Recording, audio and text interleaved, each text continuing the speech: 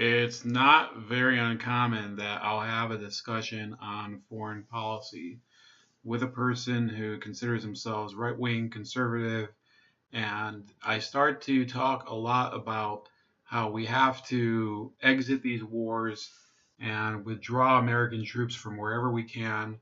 And I get this look from them, and it's almost like they think I've gone crazy.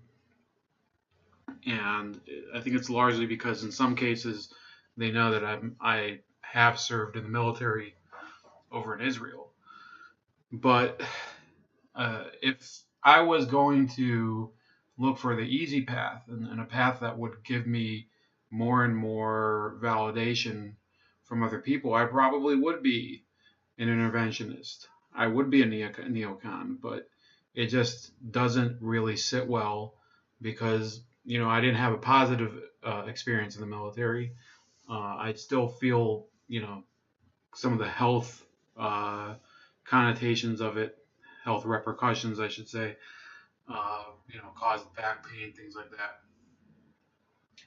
So it goes without saying that it's very difficult sometimes to distinguish yourself if you're against intervention from people who have a different agenda but call themselves non-interventionists. Yeah, non-interventionism should be a nonpartisan issue. It should be something that you should be able to support whatever your domestic policy is. But the fact of the matter is that there's just no the motivations are so different between people who are against foreign wars on the left and people on the right who are against foreign wars. And I'll explain why. We have bilateral relations with a number of countries that are positive. Of course, we have a great deal of cooperation with these countries, including military cooperation. And the left portrays this effectively as empire. And what they fail to realize is that this is better than empire. And it's very easy to understand why. Okay, now they focus on the negative issues with that, and there are a lot of negative issues because we get entwined in other countries' affairs and start to spy on them, like we did. I don't know if you remember, the NSA was spying on Angela Merkel over in Germany, who's not a hostile actor. But take for example a country like Italy. We defeated Italy in World War II, and rather than annex Italy to America as a real empire would, as empires traditionally did, what the United States did was they created this network of spies and operatives within the Italian political system and the security system, such that they were able to get the Italian government to effectively, cooperate with whatever they needed. Anything that that America had of interest within Italy, they could call on these spies and operatives, uh, members of the Italian government, organized crime figures, bankers, masons, businessmen, policemen, and they could have whatever they needed done. Of course, there was infiltration from the other side. The communists deep they certainly wanted to get Italy on their side during the Cold War.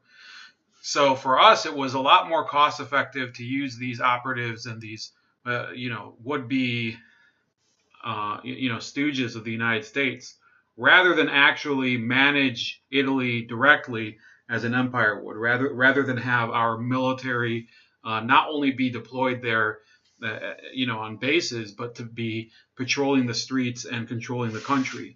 That's the way that empire is done in the modern age, and it is better than empire. If you look at the examples of what happened in some of these other countries that were on the other side of the Iron Curtain, yeah, you literally had Soviet tanks rolling into some of these countries. The best examples would be the Czechoslovakia in 1968, Hungary in 56. I think Poland was, I don't remember what year, I think it might have been 1970. You needed Soviet tanks to patrol these countries because otherwise they would have simply seceded from the Soviet bloc. And yeah, there are cases like that, especially Vietnam, of course, where the U.S. had to deploy troops in order to keep our forces in power, our supporters, our guy. Okay, that I guess would be an appropriate designation of empire, because at that point the country that you're backing doesn't have a real government. The government is just your puppet group. So it's a difficult topic when you talk to these left wingers, or you read what they're saying, because they're always talking about empire, but they are never talking about results.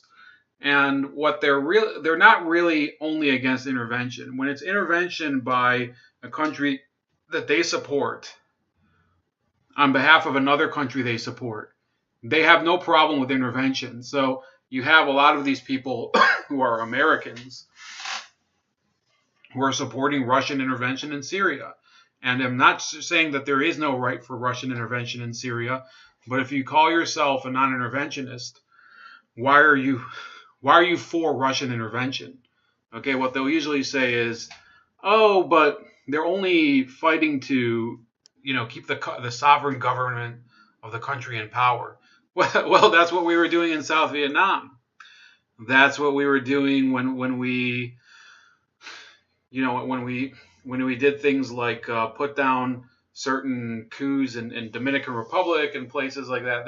That's the nature of brinksmanship around the world. Brinksmanship is not the same thing as empire. They're related, but we effectively have countries around the world that are on our side, that we have do things that we don't want to do, and we compensate them in a certain way. That's not the same thing as empire, but there is a problem with it. And that's what being a non-interventionist is. So what I see is a real problem, and it weighs on me all the time, is that, you do have people on the right who say, well, yeah, it would be better if we just went to war in Venezuela. It would be better if we went to war in Iran. They want to go to war with Iran. So here's another difference with right-wing non-interventionism and left-wing non-interventionism. The left-wing non-interventionist will go to, they'll look at a country, let's say Iran, and they will say, there is no Iranian threat, we're making it up, they couldn't hurt us if they tried. And what they'll usually cite is this, I don't know what Rashida Tlaib is doing at the speaker's chair, but maybe I'll listen to this later. But in any case, the issue we're talking about is that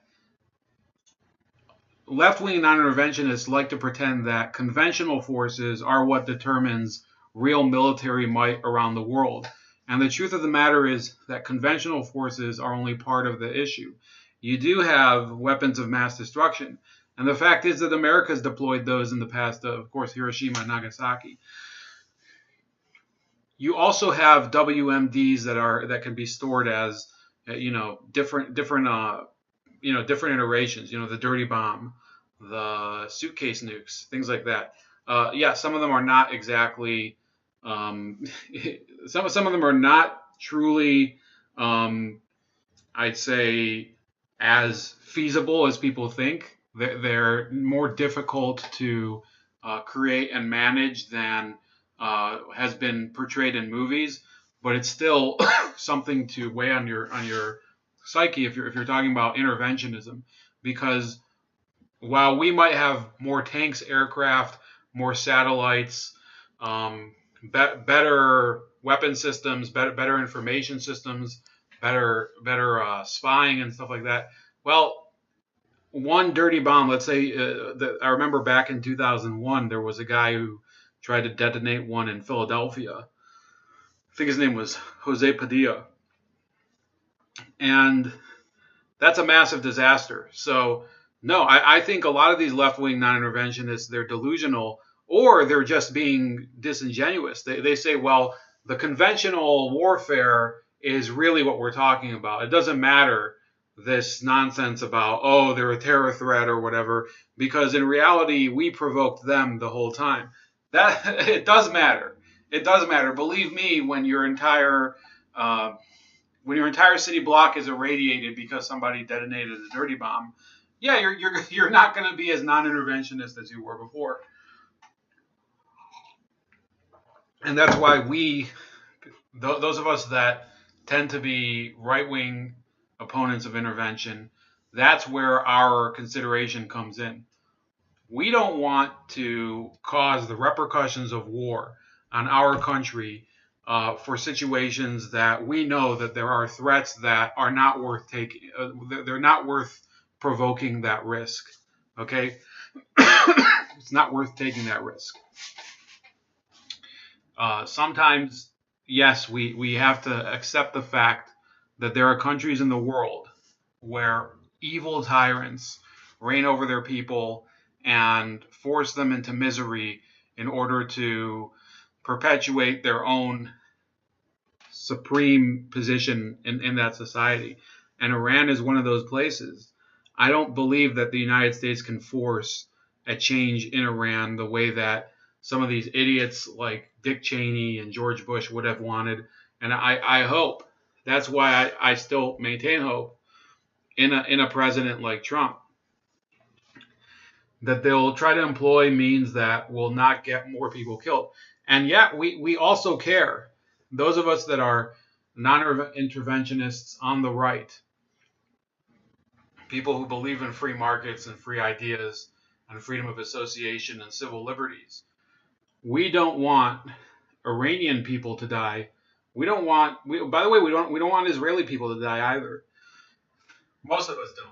I don't, certainly. No, my cousins and the people that I served in the military over there with, and all of the people that I've known there, and the people that wake up every day, in the orchards, the orange orchards of Netanya area where I used to serve, where I was trained rather.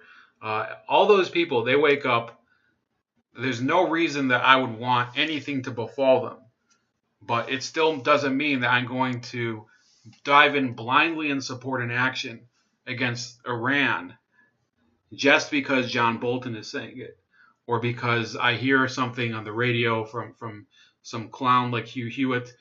They have an agenda to push. That's why they're interventionists. That's why they believe that America is the policeman of the world. They're willing to build that thing, the influence empire, which is better than a regular empire.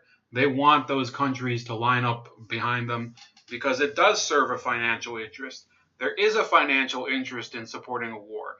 It just happens to be that the majority of people don't benefit from them, but somebody does.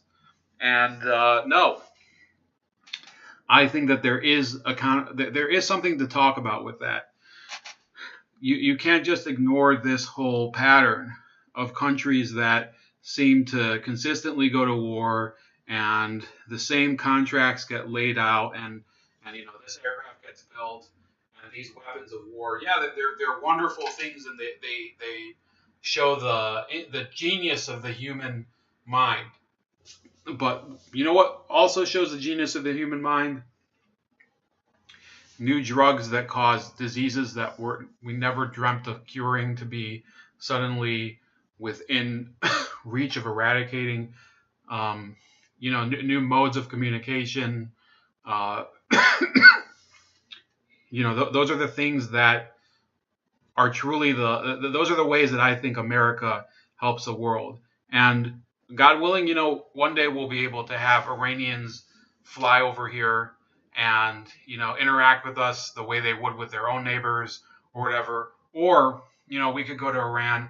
I don't think that we need people moving from one country to another permanently as much as these you know these idiots on the left think. But there's certainly a lot of people over there that are decent, and they don't deserve to be bombed into the Stone Age.